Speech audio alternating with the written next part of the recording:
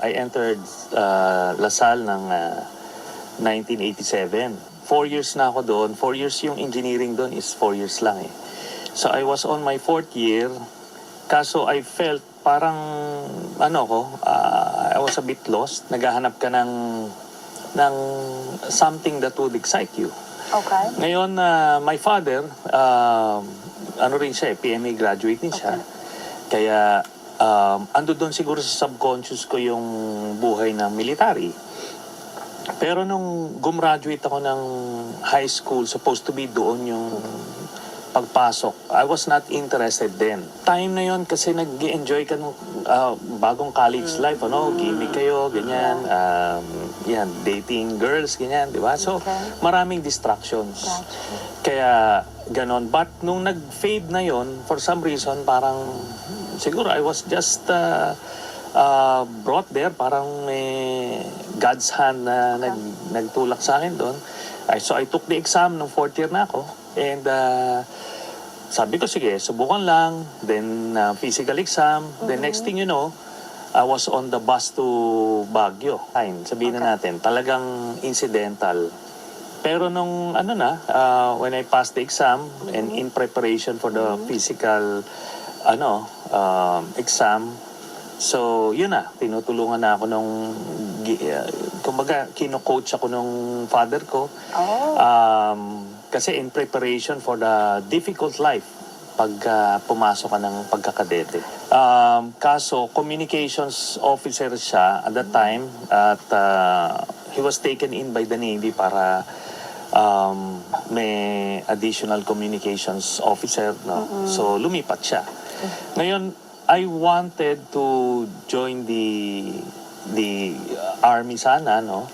Then, kaso napilayan ako when I was in PMA, nagkaroon ako ng dislocated shoulder that limited my physical, so sa wrestling yun eh. After nung junior officers billet ko, no, ang term yan sa Navy, after ko nang magbarko, I was assigned sa isang training command, tapos doon, nag-leave ako sa AFP, study leave yan tinatawag, para mag-masters.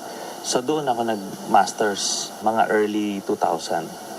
Pagka nagkaroon kayo ng gunfight, parang yan yung yung pang-boost ng Gunfight? ng machismo, di ba? So, ganong engagements, naval engagements, dyan kasi yan sa Basilan, Sulu, Tawi-Tawi area yung first na assignments ko. So, very active yung unit namin.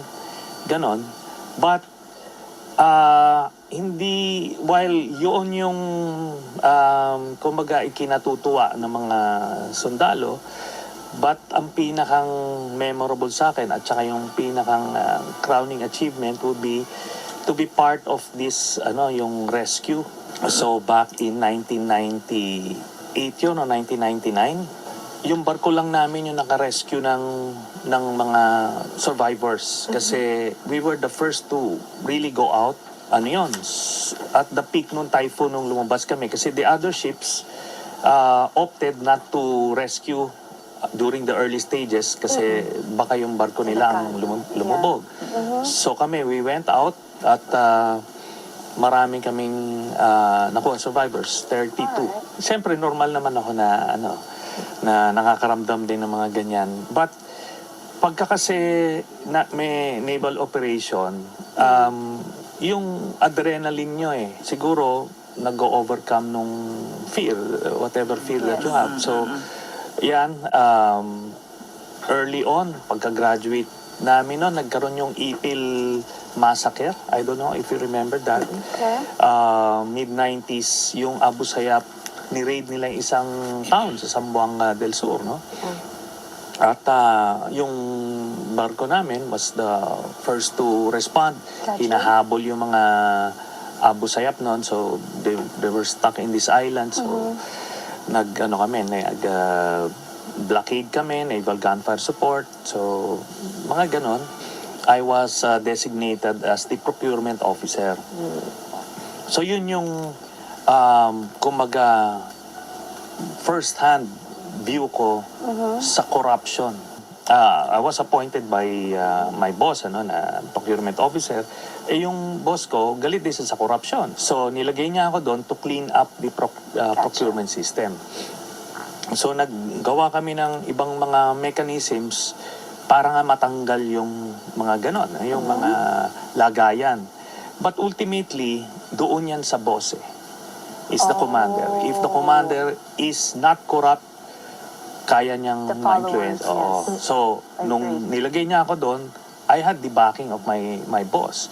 Kasi kung yung boss ko corrupt, tapos ako hindi ako tatagal doon, tatanggalin din ako. Yun, pinag-aralan ko yung procurement system. We conducted actual biddings. Sa sobrang corrupt nung sistema, yung COA at the time, yung resident COA auditor, hindi siya nakaka-experience na actual bidding. Kasi lahat rigged bidding. So, ginawa namin by the book. Everything was by the book. Tapos, makaka-experience ka ng mga suppliers, contractors na nagbibigay ng sobre. Sinabi ko sa kanya, alam nyo kung ibabawas nyo na lang yung binibigay nyo sa akin, doon sa presyo nyo, sa bidding, baka manalo kayo, legitimately. Ganon ang ginawa. So, bumaba yung presyo ng mga pinoprocure, tapos pinaspasan namin yung sistema. The fastest ay we were able to do yung nung na-deliver yung gamit, tapos at nabayaran siya 8 days lang. Wow. Yes, that's very fast. That's Kasi very fast, normally okay. mga 6 months sila, 4 months, 5 months. So natatali yung pera nila kasi doon sa system, kaya nila pinapatungan. Expediting the whole process,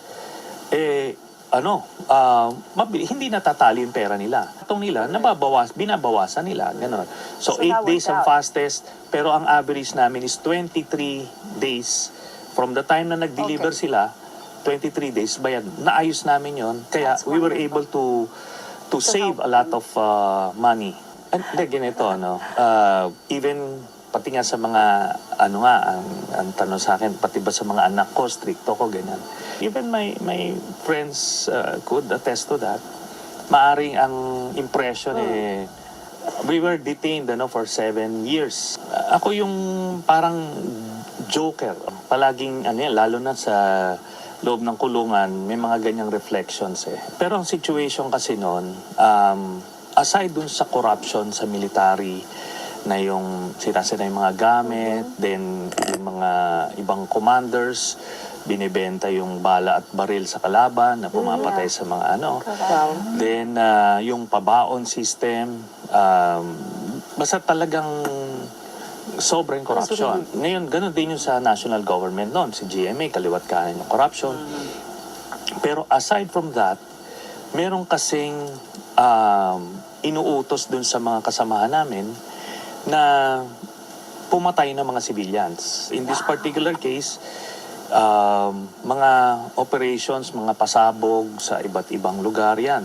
They can Google that. Ayan, sumabog yung Davao Airport, yung Sasa Wharf.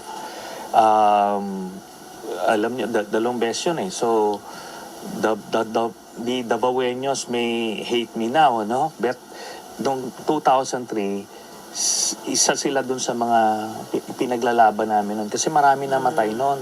Tapos yung Cotabato Airport, yung maraming sumasabog, inuutusan to do all of those things. Gotcha. Tapos yung isang kasamahan namin, inutusan siyang maghagis ng granada sa mga moske para pag namatay yung mga Muslim, magagalit sila. So magkikreate ng sariling gera. At para saan ito?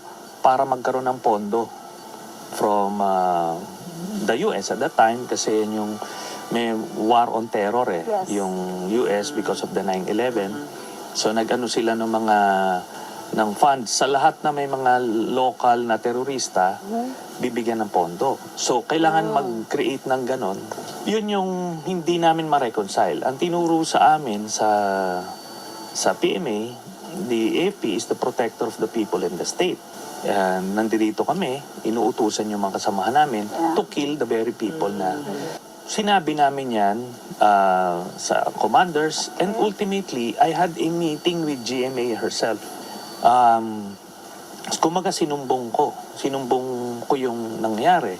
Kasi baka ang benefit of the doubt, baka hindi niya alam. Kaso, after no meeting namin ni GMA, I was so sure she was part of it.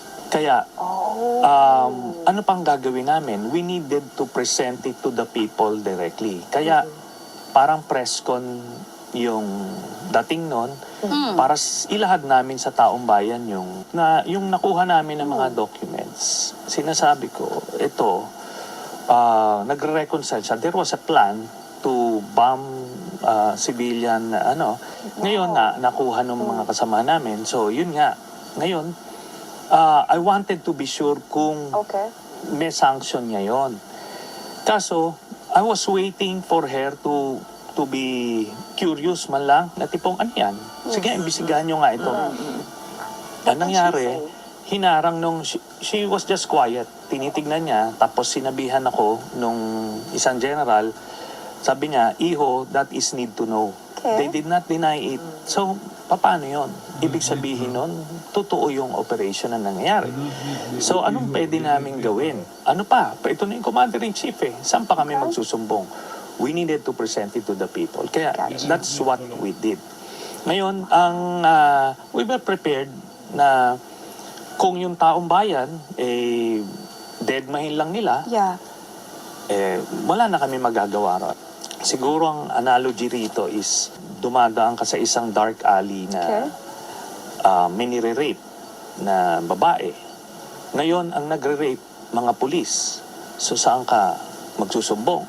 Diba? Anong gagawin mo ngayon? Do you turn the other way? Parang pabayaan mo mangyari yun para lang hindi ka maperwisyo. Kumaga, give it your best shot. Makatakas yung babae.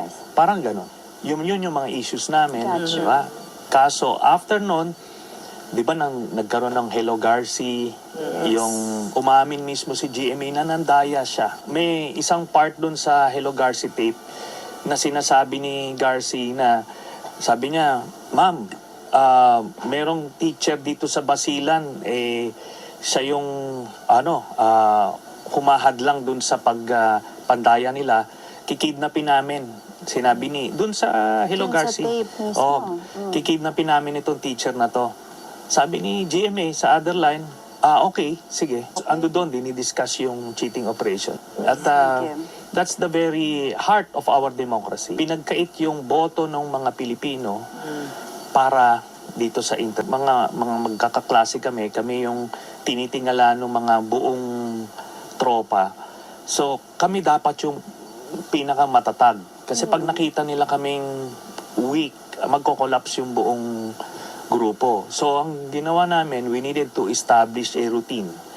Diyan sa kulungan, one thing I can say, the sooner na maka-establish ka ng routine, tapos kailangan meron kang exercise at kailangan sa gabi pagod ka, makakatulog ka. Then you go through the whole day. Again, mabilis yung araw once ma-establish mo yung routine mo.